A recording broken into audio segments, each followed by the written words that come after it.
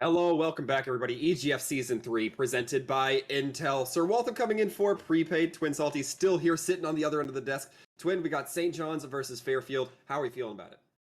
I think it may go pretty close to the tune we had the previous series. Again, we'll have to wait and see. Fairfield, they've won a few games this season, but St. John's, we've seen them a few times over on this stream.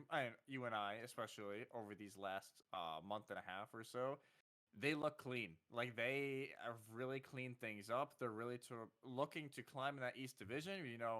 UConn's not looking as strong as they used to in the fall split. So St. John's, I think today is just more a sign of consistency for them. Fairfield, maybe we can see something unique come out from them. I think I tend to agree. St. John's right now seems to be that mid-table buster, just kind of going around, knocking around, not necessarily the Giants, but, anybody small enough to be caught in the net, they're definitely going to be ringing on their door. But real quick, Twin, for those who haven't been catching our first two maps, we're not going to go to the map screen, but we will tell you we're going to be seeing Nepal, Kings Row, Hanamura. We'll be seeing maybe a few more maps, but honestly, 3-0 might be all we get. Yeah, I think Dorado and Lijiang Tower from maps 4 and 5 might be seen the next series, which you'll have to wait and see for that one. Hawaii versus Delaware. But this one, it smells like a 3-0, as you said. It's just that's the kind of feel we're getting right now. St. John's again, they're on such a roll recently. And especially with Rich in the lineup, we know they can't always be in as they have a busy schedule in the interviews we've had with them in the past. But the fact that he is in as well, it is just an added bonus to the strength of this St. John's team. You certainly have to absolutely agree. St. John's looks like a well-rounded team all around. I mean, Liam Lizard, I know that they're always in chat kind of hyping us up, so no bias there, I'm sure, in any capacity, but yeah, absolutely. Either way, we're going to be seeing these teams roll out with quite different comps, Twin. Yeah, very different comps into Village. Both are going to use the Symmetra teleport to at least start off the map. Walk is going to go back and swap to the Soldier. Instead, Rich is going to stick on it. They're going to reach point first and get all those Symmetra turrets set up inside point. If you're in Fairfield, this is going to be a tough spot to now have to kind of break through. That Sig, that Hog can do a little bit of damage onto those turrets, but they're not going to be great at taking them out, as you might expect from a Winston, from a Reinhardt. You can get that massive cleave coming through, and St. John's immediately taking down one from Fairfield, almost taking down the second support as well. They will eventually fall to those pesky mini turrets that we were talking about. Joel Joe going for an optimistic pin, not going to be punished for it. However, the manpower is just not there from Fairfield. Yeah, Fairfield just don't have the bodies to try and punish that kind of pin. And Rich, I'm a little confused about the positioning because a lot of the strength from the Symmetra on this round of Nepal is holding that point and breaking the enemy shield. But, maybe threw him off a little bit, and now going into this next fight, obviously still climbing in the percent, 23 and counting. And they can set up for this turret to be a big factor yet again. I think Fiscal ran in a couple of shots trying to wear down that Rhine shield. As well, if it drops, it can catch a little bit of HP off some targets, perhaps. It's going to be the Amplification Matrix coming out, and just like that, Vortex getting virtually exploded. Fiscal looking all money here so far, and we continue to see them press ahead up onto the side route. Yeah, they just continue pushing out forward, able to get Koala Man out. Fiscal able to get out thanks to a lot of defense matrix usage from Koala Man. So I guess a trade for a trade. Fiscal helps get Koala Man out, and then Koala Man helps Fiscal get out after the stun comes through. And Fairfield, I think they're just trying to figure out how they want to push in. Maybe they thought they faked it. Nice block, though, from Vortex to start off the fight. Well, Joe not going to be finding anything with that Earth Shatter. It's going to be the Dead Eyes coming through from both sides. Fiscal holding it just a little bit longer, not able to connect with anything. Neither is Brick Rick. Now St. John's once again going to be pressing towards Fairfield as soon as they start leaving this small enclosed room. It makes it much harder for them to back up, get out safely. Immortality Field going down, but Walk manages to catch a stray Icicle into the head of Fiscal. A lot of abilities going out for the side of Fairfield, particularly those ultimates. And Fairfield so far getting a kill lead, but they're not being too aggressive with it. They're not pushing as hard as I'd personally like here, Twin. Yeah, they're eventually going to push in. It's a 6v4, but now some of the reinforcements are already coming through with that sim wall as well. It is going to take even more time for this push to come through. That proton barrier for St. John's able to buy a lot of time, and Fairfield essentially could have prevented this from being a 99-0 situation here. Nice eat onto the Blizzard by Koala Man, but St. John's still going to be swinging ahead. Earthshatter goes out. It flips for Fairfield, but only for a second. Yeah, it'd only be 10%. As St. John's, they didn't need to hold it. They knew that. So they allow Fairfield to cap, but they still go in the end and win them and win the round, I should say, 100% to 10. This is the normal St. John's we're used to. Rich and Fiscal doing their thing, the front line always pushing the pace, and they're controlling the tempo. That is the biggest win condition from the St. John's team over this last month in the spring split. They set the tempo of nearly every single fight, and it's up to the other team to try and either alter it or match them at it. And so far, Fairfield struggling to do that. You said it perfectly, but I think there was an excellent example of that fight that Fairfield should have won about like 15% prior. They had 2 kills up, they just didn't go with it. They got so used to St. John setting the timing, they just weren't able to regain that composure, that control. Now we're going to be seeing them roll out. Hopefully they get started off on the good foot. They don't want to let St. John start off with that really strong positioning, but they're going to have to deal with Rich on this Hanzo. Can fire a lot of arrows, really start to wear down that shield, and a nice fire strike coming through. Jolt and Joe already halfway to that Earth Shatter. It's going to be very cautious for Fairfield, and Quef actually caught out, perhaps trying to get a bit too aggressive on that Lucio, and just like that, St. John's taking control. Again, this is the tempo we were talking about. Yeah, they set the tempo. They even get to point second because Fairfield uses the Symmetra teleporter to try and get to point first. And then they took a little bit of time to try and push in, and during that time, St. John's able to close the gap, getting everybody back to points. Jill and Joe having a disco party with the shield for a second there, as they can now hold this, as you said, built up that shatter incredibly fast. Vortex is only at 17%. And Jojo already looking to hit the hammer down.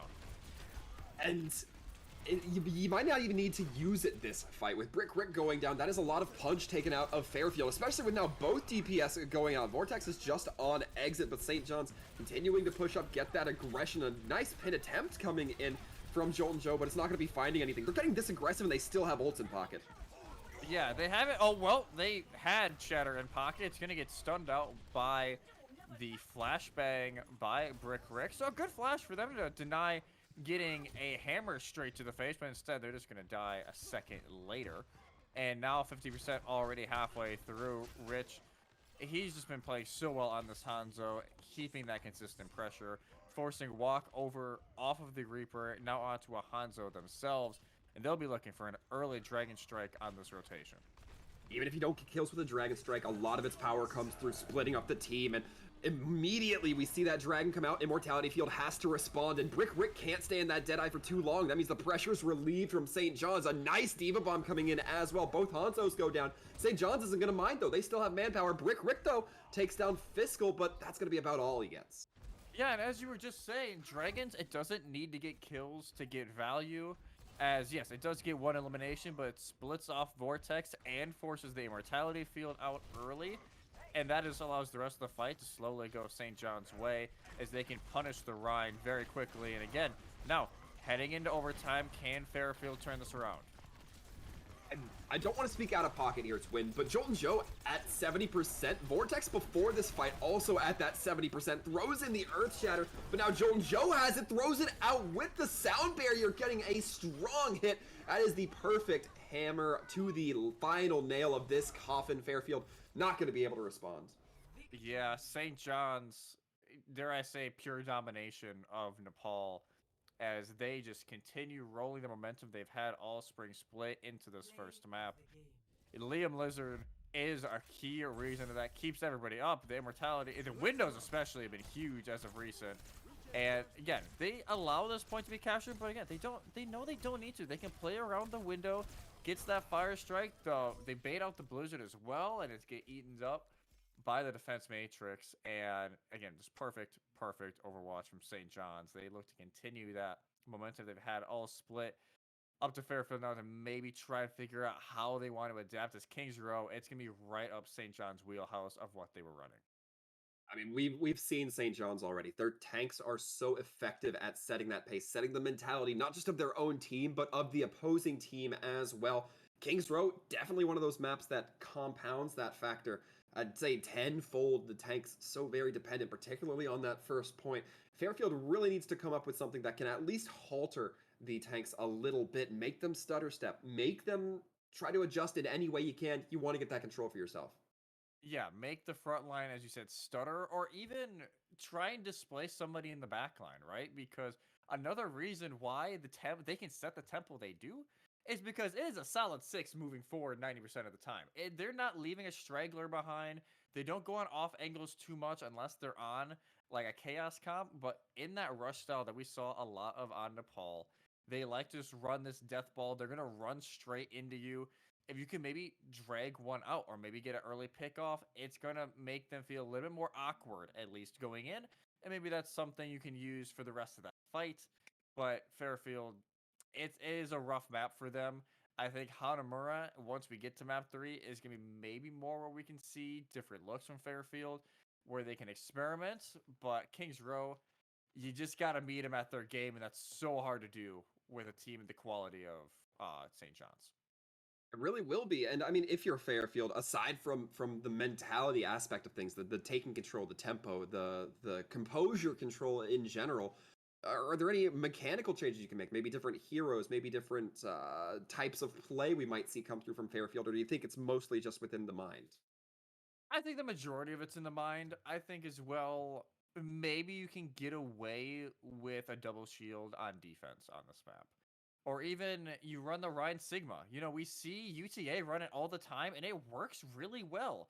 So maybe you add the Sigma into the mix instead of the Diva or the Zarya. See if that works. I would just love, as long as they're trying new things, if the first few fights don't go well, that is all I can ask of Fairfield, and maybe something will eventually stick. We saw it very early on today over on the official EGF stream, Sienna. They kept throwing stuff at the wall. They eventually broke Maris slightly, but eventually Maris, they just keep countering what they're doing, and they win it out. Last game, we didn't see it as much from Southern Utah. They kind of just chucked the same thing at the wall, and, you know, UTA countered it every single time. So for Fairfield on this attack, can they set the tempo and maybe, you know, walk on this Hanzo Vortex going back out of the Reaper, maybe put more pressure on Jolt and Joe so they can't be as aggressive as they were on Nepal. And the aggression are really going to be difficult when it comes to these choke points, especially if you have that mentality of, oh, St. John's just smacked us. Fairfield might feel a little bit more reluctant to get going through there. But for now, St. John's actually not going to be coming up with the most meta, the most conventional composition we see. We see that Genji coming out. Normally we'll see something like a Mei, something that allows that high ground advantage a little bit better, but the Genji might be looking for those quick early takedowns. Yeah, going to look for those early takedowns as it is if you stay in for Rich now. And you're going to look for them. We see them all the time on Hanzo and Genji. It's not a surprise they're sticking to those key heroes, especially in a game where they feel pretty comfortable in. And they just feel, again, comfortable as the dive comes in. If you stay, gets 2 with the double dash. Joel and Joe able to clean up. And Fairfield now, can we see an adjustment be made? That is the question. Question is, what does, well, the secondary question to me becomes, what does Fairfield feel comfortable in switching to respond to this? If you stay, still able to get a lot of damage down as that Genji. We see the window come out through from Liam Lizard. Fairfield try to push through to it, give them credit where it is due, but they just take a lot of damage, have to back out, and that puts them once again right onto the ugly side of it. The dash comes through. If you stay, going to be barely short, but the cleanups with the shurikens will be there. And Aneth needs to be very careful. This Diva is not going to be in a great position if they get staggered. Yeah, Aneth is just going to be kind of left to die up top. Are they at like 1 health, 2 health? Eventually, they get healed up. And now, again, can we see the adjustments be made? Vortex, I would love to see them swap maybe onto a Mei to try and wall off somebody on the front line. As if you stay looking for the blade this fight, and that may be the opening they need. This is rough. This is exactly what we're saying, though. I want to talk about Fairfield for a second, particularly Brick Rick. Gets dangerously low. They get a bit of healing, and that touch of healing from Quef makes them feel confident enough. They still haven't hit that 400 HP armor point yet, so they are still just going to explode into a bunch of damage, and once the shield falls, there's nothing to stop St. John's. Just like there might be nothing to stop this Diva Bomb. No, it does get blocked by Brick Rick, but Brick Rick eventually going to be taken down by the Cassidy Fiscal coming in here, and St. John's doesn't even care about the choke point anymore. Yeah, no, they're just pushing spawn. I think if you stay touch the spawn doors a few times trying to get some of these early eliminations, you saw them top right of your screen for a little bit during that fight. looking for the time so they can use that Dragon Strike. They almost get one with the reverse Fire Strike. And now they can look as the Dragons use from Fairfield, make space, and Shatter not going to get much. Not much at all. Blade comes out. St. John's are investing a lot into this, but they're going to be successful with it. Fairfield almost got that Blade caught, but not going to quite be the case. And right now, St. John's, they're absolutely flexing. That's all that was with how many ultimates were being used in one moment. Yeah, that's the biggest flex. Like, yeah, we're going to use all of our ultimates, and even a bigger flex could be this next fight. Like, we don't even need to use ults when you have ults. As Vortex finally making his way to his first Death Blossom, able to get the headshot, and if you stayed, Sound Barrier to engage, it's looking good. It certainly is. With that Genji out, you don't have to worry about keeping your healers as in pocket, making sure that they are safe. And now, because of that, the healer's going to be dropping that amplification matrix. It's going to be getting them one tick, so at least some progress made for Fairfield here. But again, we're seeing Fairfield kind of play a little bit passively. They're not going for that Lucio. They're trying to focus on that shield. Brick Rick could really be getting some hard damage in. But for the time being, St. John's going to be content to lose a few more members to buy as much time as they can off point. They know that this spawn's going to be pretty close to overtime by the end of it. Yeah, it'll be about just over 20 seconds when this is done. So just under 3 minutes after the 2.5 minutes is added on. And Fairfield, they're still breathing in this round, still breathing in this map as they eventually break through. They didn't even have to use any ultimates that fight. Actually, I think they used one ultimate that fight. They didn't have to use much. Yeah, they used Sound Barrier to engage. That's really about it. So now you can continue the momentum going through. We are seeing ultimates come online now, however. The Dragons come through in a nice response from St. John's. They hold that amplification matrix and drop it right as those Dragons start to clear. Brick Rick going to be getting a mad pin to get to safety, but once again, takes a lot of damage, has to keep that shield up until they can get covered. Death Blossom goes out, but Vortex not able to find too much. Earth Shadow goes out and puts them promptly into the ground. A nice counter pin coming in from Jolt and Joe. Diva Bomb goes out and not able to find anything. You thought there might have been a huge chance there with Jolt and Joe on his back. Yeah, with Jolt and Joe on his back, maybe that bomb gets something, but everybody's able to find some natural cover. And now Anith almost gets demacked for the average. They will get demacked. And now that is going to be a very long stagger as there's not really a place to jump off the map, so they are just stuck trying to build that mech naturally. With a minute and a half remaining, St. John's going to hold this archway, and Jolt and Joe, they're going to, I think they can build another shatter here this fight. Would not be surprised, especially with this Diva Bomb going out. A nice pin into the shield to disrupt Brick Rick, meaning that Mr. Koala Man is going to fall. St. John's getting a team kill at the drop of a hat to win. Just like that, yeah, it seems like everybody was alive for Fairfield, and within like a second or two, everybody is dead. As now, St. John's set up in a perfect spot, minute left, still got both support ults. You still have Deadeye that will be up in just a moment, in Fairfield. It's looking rough. We're gonna see, where are they rotating? They're rotating through that inside, and now Sound Barrier, here we go.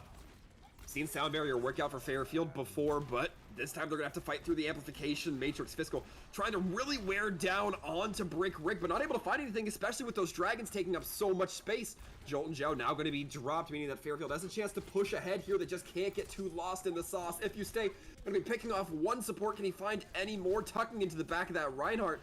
Now knowing that Lucio can't heal him up past that, looks like If You Stay has caused just enough havoc to turn this fight. I was really hoping Fairfield might see a turnaround, but looks like they'll just have to get a quick reset if possible. Yeah, If You Stay teaching them, like, if you stay on the cartoon log, I will ult. There you go. There goes one. There goes two. And going to the name, If You Stay, he will hunt you down as the shatter goes down as well. Fairfield's time on this map is, and this push, I should say, is over 69.5 meters through a street phase. And again, I will say this, Fairfield, they looked better on King's Row once they got out of spawn than they did on Nepal. As you know, some of those Sound Barrier engages were really good. I think it's building the momentum after that and continuing to rotate ults. That is where they're struggling right now, and St. John's taking advantage of it every single time. Not to be the wet blanket here, Twin, but I think a fair part of that is that St. John's in the fight before drained every single one of their ultimates, and then Fairfield I can't recall if they got an early pick coming in from the Hanzo. I seem to recall that, but after that, Logo comes in with that sound barrier, able to push their entire team through, set up for Quef's amplification matrix, and really a large part of it just came down that St. John's didn't have the tools to respond. Yeah, St. John's don't have tools to respond, but I think, we've seen it time and time again tonight as well, that they don't always need those tools, right? Like, they can, by brute force, bring some of these fights back, and now we'll have to wait and see if Fairfield can do the same. This opening fight is going to be huge. Can Walk build a lot of that ultimate charge towards that Riptire? And can they deal with If You Stay, as they'll be looking to get some early pickoffs on this Widow up on the high ground. Seeing exactly what kind of heads they can pull. That Lucio in a deadly spot. If You Stay, gonna be saying, well, you can go, as a matter of fact, to Logo, and already the D.Va getting torn asunder. St. John's immediately taking point. This is the kind of tempo control that even their tanks don't need to demonstrate. Just St. John's coming in, murdering everybody, and Jolton Joe knows it. He knows exactly what he can give over to Fairfield as a parting gift. I don't think I've ever had that much of an ego move as I just saw from St. John's. The tempo was insane. They push in right off that pick because they know they have the speed advantage with the Lucio gone. And the fact that Jolton Joe just sits in the Junkrat postmortem like, yeah, I know we won the fight. I ain't gonna die from this, just because I can. And now they can already push through underneath Archway. They see the golden box. And now it's just time taken to see if Fairfield can hold this corner. The one gift you may have been given if you're Fairfield is that Walk has been given that Riptire. You might be able to find somebody out, especially if you can force that amplification matrix out quite early, but you have to be careful of all the angles, especially with If You Stay. Popping those in for sights, you're going to know about it if you're Fairfield.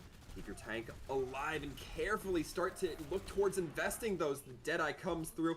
Walk, you better use this Riptire before the cart gets to point. I swear to God, I'm gonna lose it. That is so unfortunate. They had so much setup time, too. St. John's wasn't even being overly aggressive onto their positioning. I think the biggest issue was they let them push past that first corner after Archway, where that is where you want to hold there. Especially, the cart's halfway through that corner and the next. You cannot hold the backside of that corner because you're going to allow that cart to move in within, a few meters of where it needs to be. And then it's you that's having to push up to stall instead of them having to push through where you're holding. That is the biggest issue Fairfield had with that setup, as also, they waited way too long to use that Riptire. They had it for ages. Even if you just use it to solo ult If You Stay. He legit got, the opening pick that set up the engage on point A. They got a later pick on the engage that ended this map. It's value getting rid of the Widowmaker when you have no way to challenge her. And a little bit of a miscalculation on where to hold and what to use from Fairfield. And I hope that's not a story we continue on to map 3, but I worry because St. John's, they're in flow state right now. Like, they are feeling themselves a ton, and you can see it in their play. Absolutely no doubt. We will be finding out how Hanamura shakes up after just a quick break, Twin Salty. So those at home, make sure you stick around. We'll be back with more.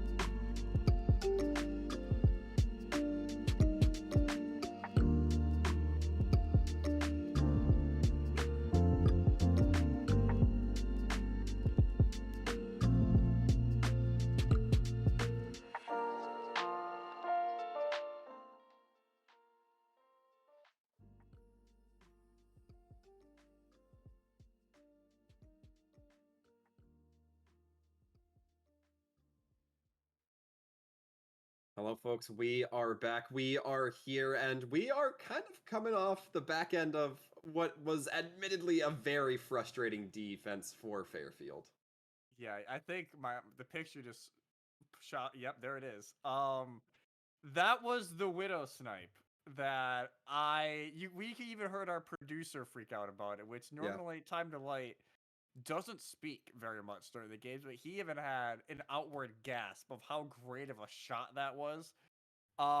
We heard as well in the game chat there was stuff we can't relay, but it was a pretty scary reaction from the Lucio of Fairfield. So it I hope to see some pop off plays. Maybe Fairfield can get a few on Hanamura as they are attacking first. It is going to be a tall order. We already know that. You need to have a reverse sweep, and they haven't looked great up to this point. You never know, though. There's always that hint of like, hey, they could do it. They need to play pretty flawlessly, though, because St. John's, we said it earlier, they're just in a flow state right now where nothing is going wrong. And to be even more down to earth, to be more realistic here, Twin, it feels like Fairfield, aside from, maybe mechanical skill, aside from, the intimidation factor that St. John's is putting through, they just perhaps don't comprehend what their win conditions are sometimes. I mean, I can't, I will always go back to that final moment in Kings Row where we saw that Junkrat just hold on to Tire for what, 30 seconds into a team fight when St. John's was pretty heavily committed. They would either have had to take a huge backup, commit some heavy resources, or just lose members. It's so frustrating, and Fairfield are really kind of letting their hands slip severely here. Yeah, it's slipping away from them rather quickly. And that we talked about it during the break. It was a weird spot for them to hold, right? Like that's not where you want to hold. Where the cart's right there. I wonder if that broke the mentals of this team or if they're going to come back with the same attitude or let's just give it our best shot. And Fairfield now tried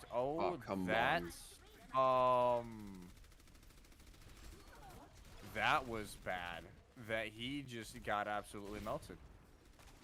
Yeah, that was bad in not the, oh, that's unfortunate, that's unlucky kind of way. That is bad as in, I don't know how that happens to you sorts of bad. We're going to be seeing swaps come through from Fairfield, and I got to be sincere, I'm not sure the Winston is the right swap. You're having a tough time with shield management on Reinhardt. Winston's bubble going to be a lot more temporary. Yeah, that shield is going to get bursted, so I like the pick going over to the Winston. They didn't even get to use the Symmetra. Like, they have the Symmetra to try and get through. Nice bubble actually gets the Diva out. And now you got to figure out how you want to push in. Is if you stay using this little window, a little bit of a head peek to try and get some early shots. But, again, they're winning the battle in the front line and is setting the stage every single fight. Fairfield barely able to even get close to the point, let alone pass through choke. And, yeah, this is getting into even Fever now, who has subbed in, is getting in on the action with a nice hook. A nice elimination, I should say, right there.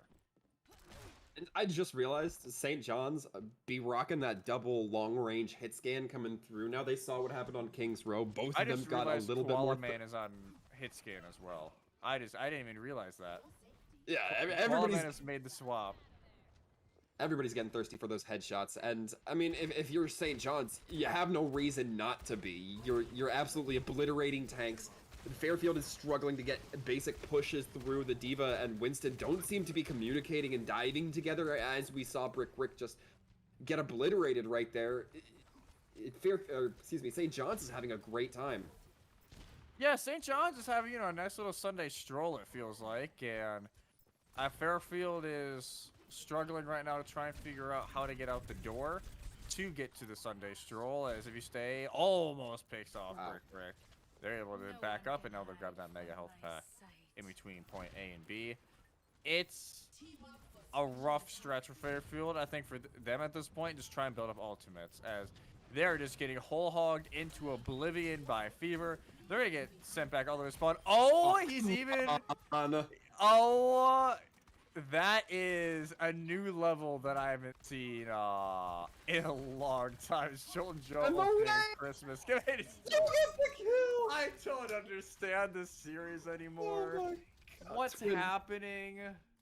I feel like there is a part of my soul that is dying, and I say that not too lightly. We're seeing, I don't think I'm honestly unsure if Fairfield's even gotten a kill here. I don't recall anybody having died, but St. John's, just such an iron grip right now. It's Jolton Joe's opening the puppy present again. This Echo, waiting for them to come through, gonna greet them with their brand new pet. And now they can use ultimates when they actually try and engage. The window goes down, the bomb is gonna pump in the damage. And you know, they're actually living for a bit. They do get a kill.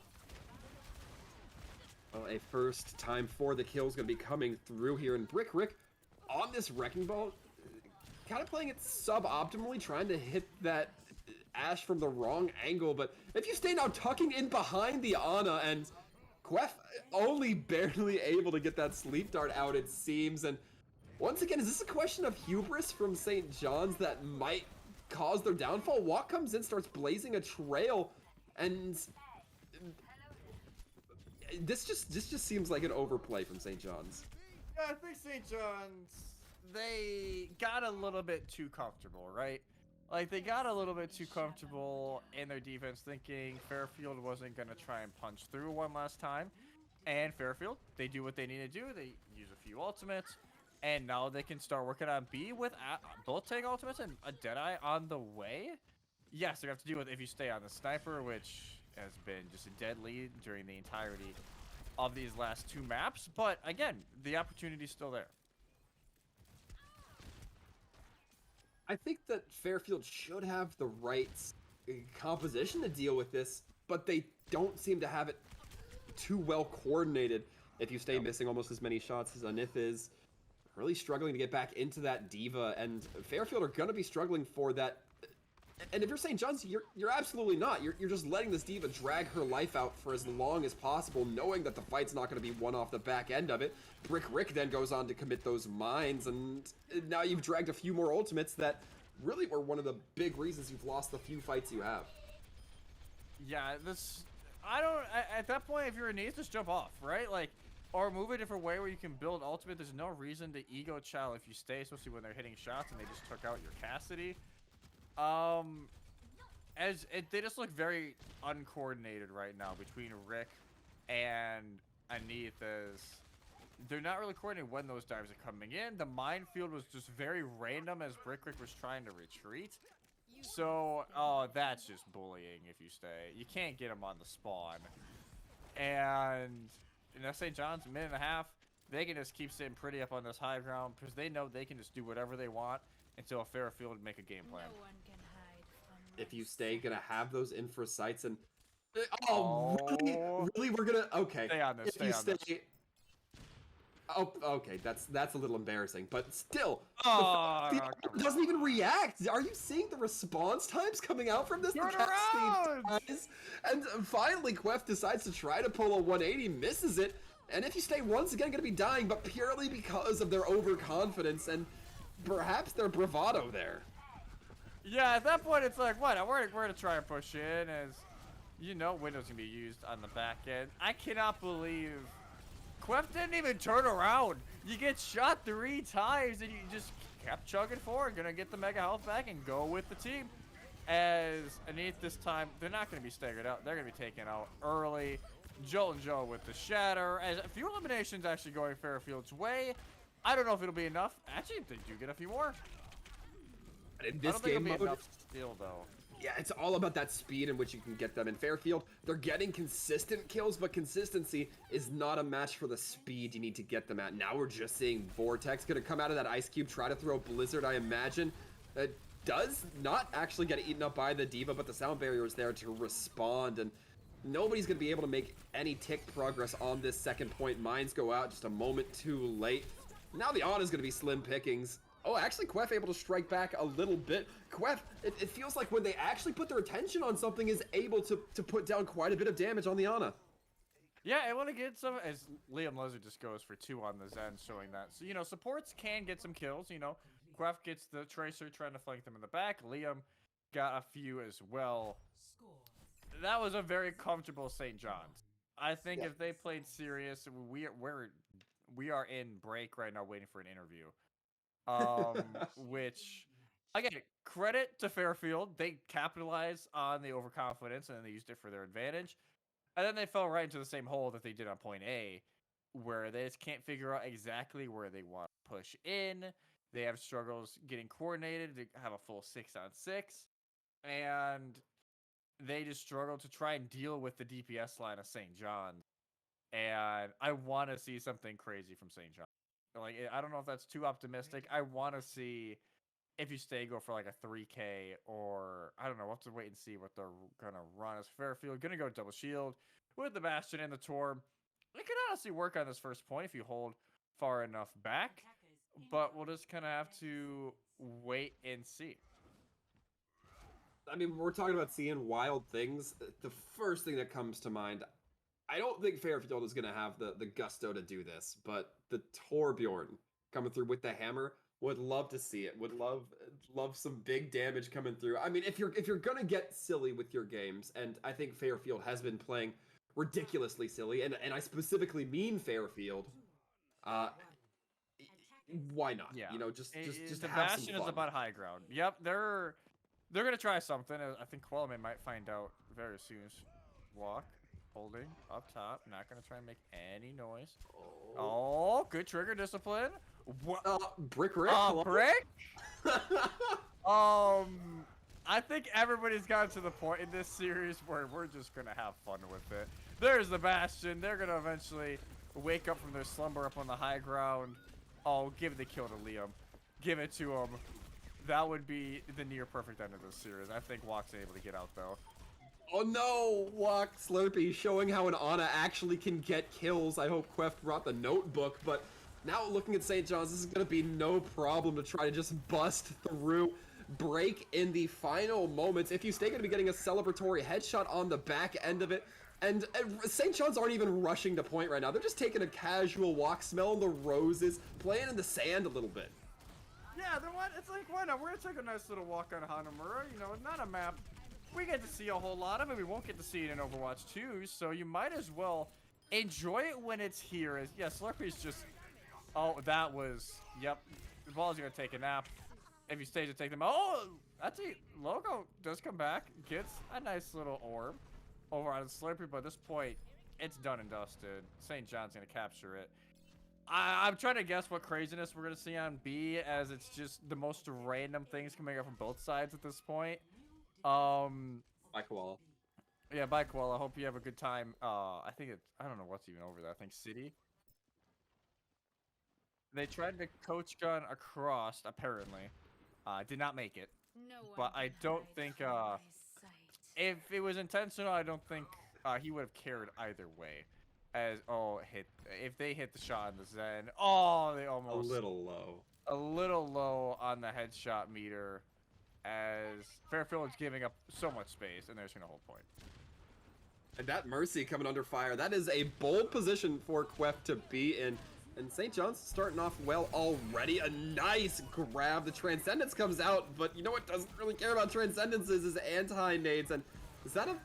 I thought it was that a nanoed Mercy? Did I see that right? Nanoed Valk. Oh. And they actually got an elimination too.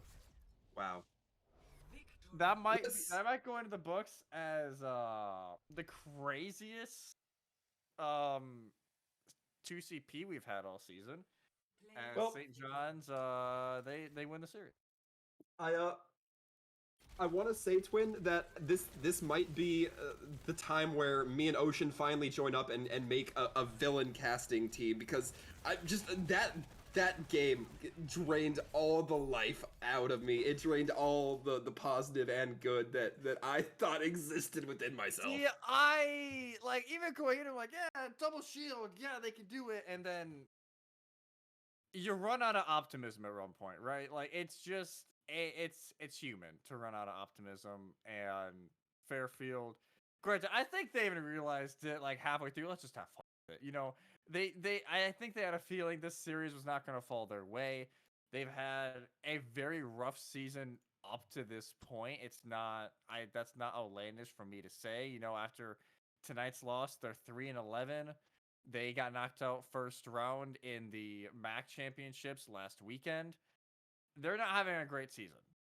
So they at least had a little bit of fun with it. You saw Brick Rick on the Rhine up on high ground. They at least had fun with it. St. John's, a stroll in the park, like we said, not really needing to do much. Now they can try and get ready for the rest of the games for their season. As you know, they have one more game after this, Ryder next week, and that's it. So they can just push on to next week. Ryder should be a game similar to this, and they can end the season on a positive note. Well, you have to think so, but overall, I mean, if you're St. John's, you see this as a positive note. You see this as a win in the book either this way. This is a fun night out, I think. Sure, but in the end, that face kind of saying it all. I don't think you see this as a huge learning opportunity for St. John's. I don't know what Fairfield can necessarily come away with this. I do know that we'll be taking a break, coming back with a quick interview, so folks, make sure you stick around while I go and pull out some more hair. We'll be right back.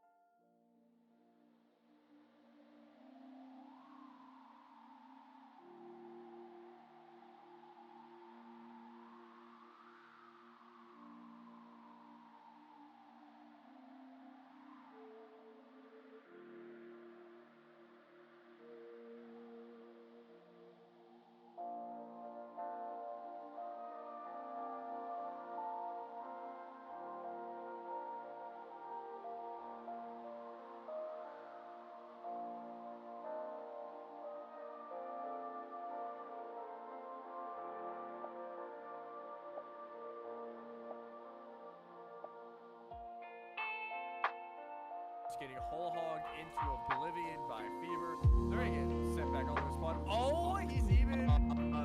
Oh, that is a new level that I haven't seen in a long time. So much Christmas. Just getting whole hogged into oblivion by Fever.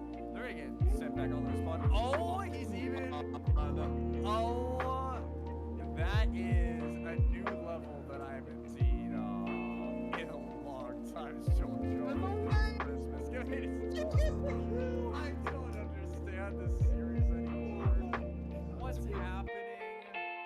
I feel like there is a part of my soul that is dying, and I say that not too lightly.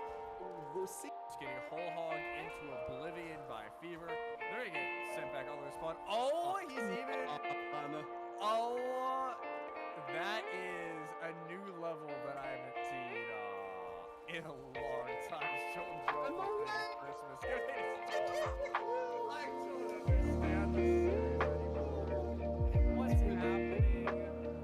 I feel like there is a part of my soul that is dying, and I say that not too lightly. We're seeing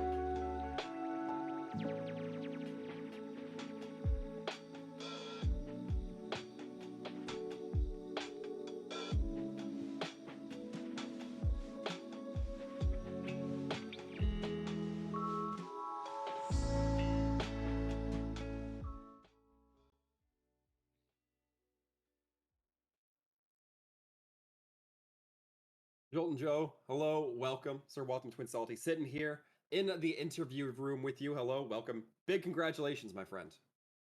Thank you. It was a lot of fun, I gotta say. I really like playing this game. Yeah, I gotta say, it looked like you and your team were definitely having your fair share of fun out there. And it's one of the things I kind of want to hit at first here in this interview is we're kind of getting towards the end of the season here at EGF. What's been the mindset of St. John's as you look towards these last few weeks in comparison to what it may have been at the beginning? Well, my team, I know for a fact, is focused a lot on these playoff slots. We're looking to get one of the top seeds, and if we are able to 3-0 our next few matches, we will be able to do that. And we're looking to really push hard for the playoffs and really try hard in the future. Yeah, I think we have a clip for it. You guys said, you know what, you're gonna have some fun some of these days, and yeah, here is that replay. You were just hanging out. You were opening your puppy for the first time on Christmas Day. What was the mindset of everybody going into map 3? Was it just like, we're just gonna have fun with this at this point? Well, yeah, we know a lot of the players from Fairfield, so we already knew that this game was going to be a lot of fun to begin with. A lot of players were going to do some trolling, Rick shattering me on King's Row solo shattered. I got to get him back a little bit. So this is what we decided to do. This is our strat. Yeah, a little bit of, cross team rivalry. At least it seemed Yeah. like both parties, especially at the end, were just having fun with it, knowing that the series was done and dusted. Is there a certain team you guys want to beat in the playoffs? As we talked about it, you guys potentially have an easier game next week against Ryder to finish off your season. Is there someone you would like to beat in the playoffs that would be a huge confidence boost for the rest of the way? Well, I think we're playing Cincinnati first, and we would like to beat them first. Just get that nice confidence boost going after our first game of playoffs, and really pushing forward deeper into the bracket. And we would like to do that. Well, fantastic. We hope to see it, go your way here, Jolt and Joe. But for us, uh, just as quick a match, we have just as quick an interview, so not too much left for you. But before we let you go, as usual, want to give the opportunity for any shout outs, friends, family, team, whatever you like. The floor's yours. Well, shout outs to my team for you know, ready to having a being able to like recognize this game's a little bit easy, so we have a little bit of fun. And shout outs to Fairfield for being good sports about it, and going along with all the trolling too. Uh, Before the game even started, we were already working out two things: one, who would teabag who when we killed them, or two, um, every MTD must be called out in team chat, in match chat. Yeah, every MTD. Well, even if it wasn't called out in team or match chat, I'm sure Twitch chat had quite a bit to say about it. But Jolt and Joe, once again, thank you for coming in here, hanging out with us, answering a few questions. And in case I haven't said it enough, congratulations. Thank you. Have a nice day. And with that, Twin, we are done and dusted with St. John's versus Fairfield. However, folks, we are not quite done. We have another match coming up, but this one going to be coming up in about an hour. Isn't that right, Salty? I think tomorrow. Yeah, about an hour or so until we can get going. Hawaii, Delaware. It should be actually a pretty interesting game, depending on what Hawaii we get. But make sure you stick with us. Make sure to check out the other two streams going on at twitch.tv/official EGF and official EGF2, respectively. They're gonna have games going on starting a little bit earlier than us, but be back with us in just under an hour.